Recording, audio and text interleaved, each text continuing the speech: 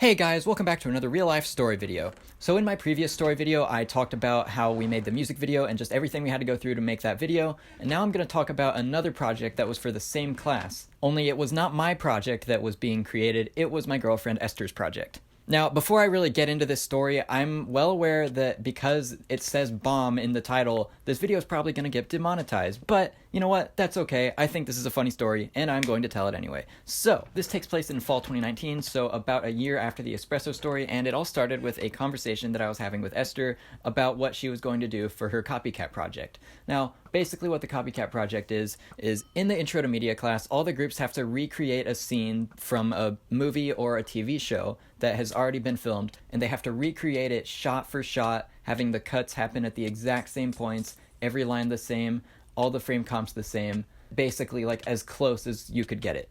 So it's a pretty hard and annoying project to edit. Now, I had already completed this project a year previously, so when my intro to media group first met to discuss what we should do for our copycat scene, my main idea was this amazing scene from the last episode of Sherlock Season 1, where Sherlock and Watson are at this pool, and there's this amazing confrontation between Sherlock and Moriarty where there's a bunch of lasers pointed at Sherlock from snipers that are like on the balcony, and there's a bomb in the middle, and Sherlock like points the gun at the bomb, and it's like a checkmate, and then the season ends as a cliffhanger. And I just knew that that was the perfect scene to do for the copycat scene, because literally there was a pool at our school that looks exactly like that. However, unfortunately, I was being very annoying at the time, and I pushed the idea so hard that it made my teammates not want to do it. So, Sherlock never got filmed. Now, fast forward a year, I'm talking to Esther, and she does not know what scene to do for her copycat scene. So, trying to be a helpful and supportive boyfriend, I gave the suggestion of doing that exact same scene that I had not been able to do a year ago.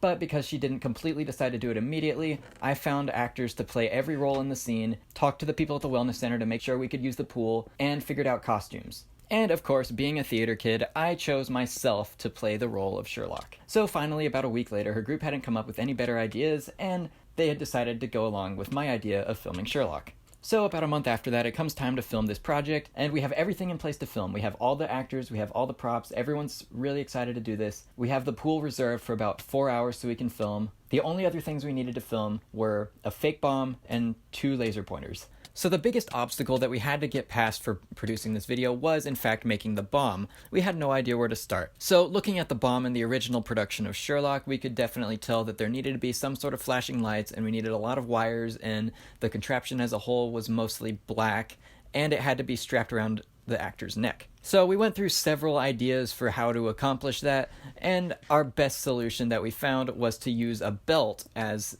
the base of the bomb.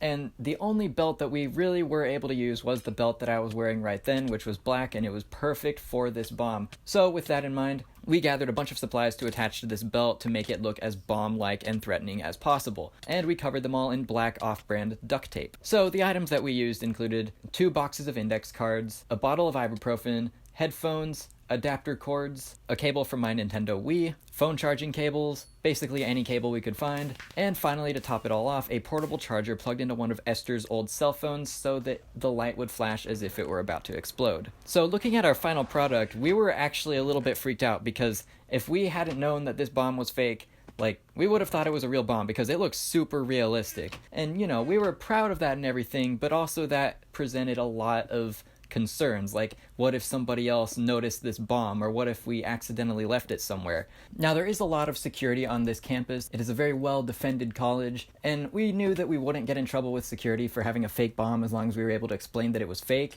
But just to avoid any altercations, we kept the bomb inside a bag where nobody could see it. So we went looking for laser pointers, thinking that it would just be a quick trip. We'd get the laser pointers, get out, and finally be done with everything. But it ended up taking 7 stops and 3 hours just to find laser pointers because for some reason none of the stores that we went to had them. And in the end, we were only able to actually acquire 2 laser pointers, one being an actual laser pointer, and the second one being a very overpriced cat toy.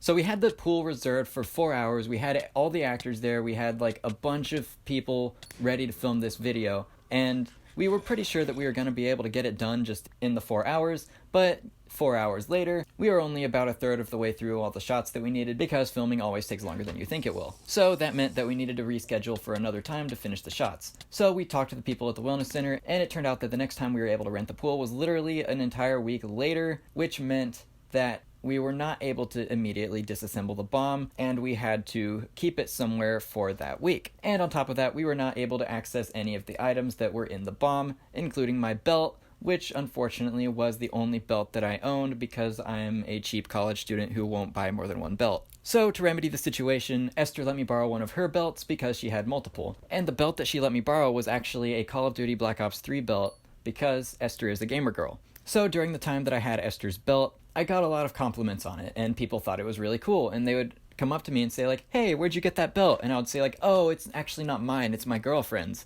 And that would spark a lot of interesting conversations. One of the most common questions I would get was like, wow, your girlfriend plays Call of Duty? Like, I know, right? That's awesome. Another question I would get, which was a lot harder to answer, was, why do you have your girlfriend's belt? Like, how am I even supposed to explain this? Like, because we made a bomb and my belt's a part of the bomb, so I can't use it. Like, okay then. So basically every time I got that question, I had to repeat all the information that I've said so far in this video. And also, when I said that, a lot of people were just shocked that I had a girlfriend. It's like, yes, don't act too surprised.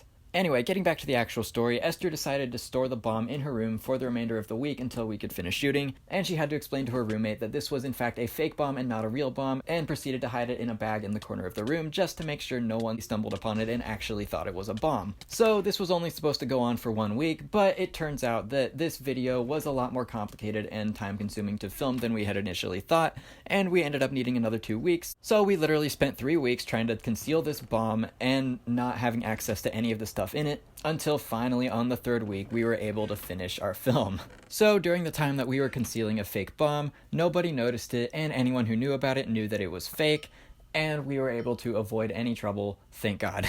And honestly, looking back on it, I have to say that I'm really happy with how the video turned out. Of course, I can't really take any of the credit for it because it was Esther's project. I had nothing to do with it except for the fact that I acted in it. And the link to the Sherlock video will be in the description of this video. Be sure to check it out. It's really cool.